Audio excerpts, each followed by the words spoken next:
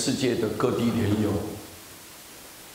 正国寺的所有常住法师啊，所有的莲友们啊，大家早上好，阿弥陀佛，阿弥陀佛。非常抱歉，今天师父的声音呢、不是很响亮，不是很清脆，但是我尽可能的来为各位来介绍，因为这种佛法对我们众生太重要了。最近这几天因为活动比较多，所以师父讲话有一点过量，嗓门不大声音呢没有办法很响亮，很抱歉。但是我还是给各位大家报告。首先就《无量寿经》里面，《无量寿经》是我们伟大的释迦佛陀讲的经典，是释迦佛陀讲的。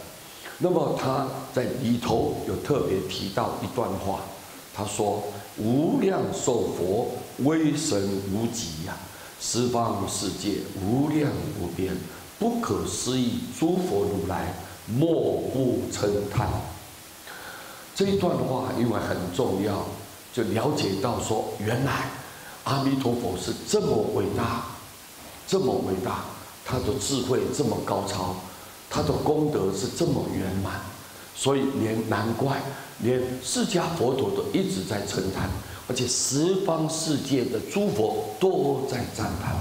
所以由此可见一斑，阿弥陀佛叫做佛中之王，叫做光中之尊。为什么要这么可以讲说是已经没有办法用形容的形容来赞叹阿弥陀佛？因为太伟大，阿弥陀佛的愿力太殊胜，阿弥陀佛的这种跟众生的关系太密切了，所以诸佛都在赞叹。他说：“无量寿佛就是阿弥陀佛，阿弥陀佛有无量寿、无量光还有他的智慧光很多很多，总共有12光佛，所以他无量寿佛也就是指阿弥陀佛，也就是指阿弥陀佛。阿弥陀佛有无量寿了。我们念佛的人，如果到了西方极乐世界，我们的寿命就跟阿弥陀佛一样，无穷无尽的就是跟那个寿命完全一模一样。威神无极，说阿弥陀佛他的威德神力威德神力，那种神通广大，而且他所修持的那种福德因缘非常的具足，是无极这没有一个极限，他超越这个范围的范围，你根本难以想象，就是无极，他的威神是无极的，没有穷尽的，没有穷尽。那么十方世界呢？所有十方世界无量无边，就是没有办法去用数目来统计不可思议，就是没有办法用人来猜测，大家去研讨、去讲、去分析，没办法，就不可思议，不可思议，超出我们人的智慧的判断，所以就不可思议。那么不可思议什么呢？诸佛如来，所有一切诸佛。十方世界的无量无边不可思议的诸佛如来，所以讲过去的佛、现在的佛、未来的佛，一切的诸佛莫不称叹，大家都在赞叹阿弥陀佛所以阿弥陀佛的第17愿叫做诸佛赞叹愿，佛都在赞叹阿弥陀佛，佛都在介绍阿弥陀佛。佛都在称念阿弥陀佛，所以我们就知道佛也在念阿弥陀佛，何况我们众生要不要念佛要。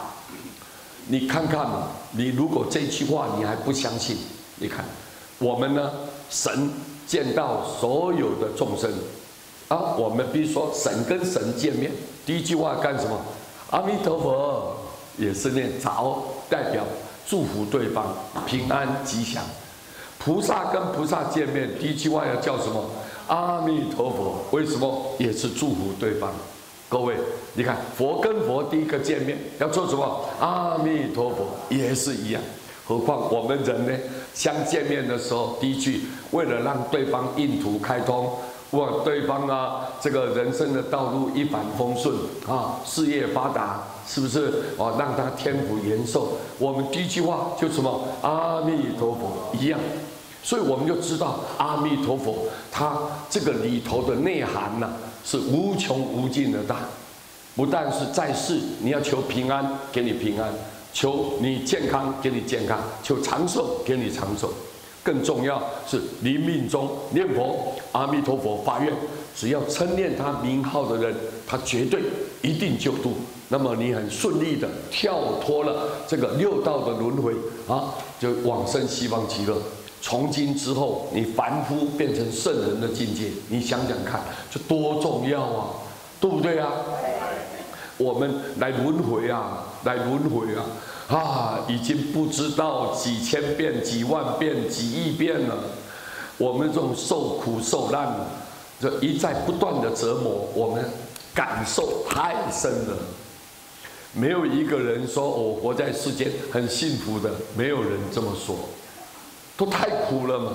就算你很富有，就算你儿女很孝顺，就算你自己本身的财富非常的丰厚丰沛。但是你的身体很健康，但是有一天，这就是无常啊，无常啊！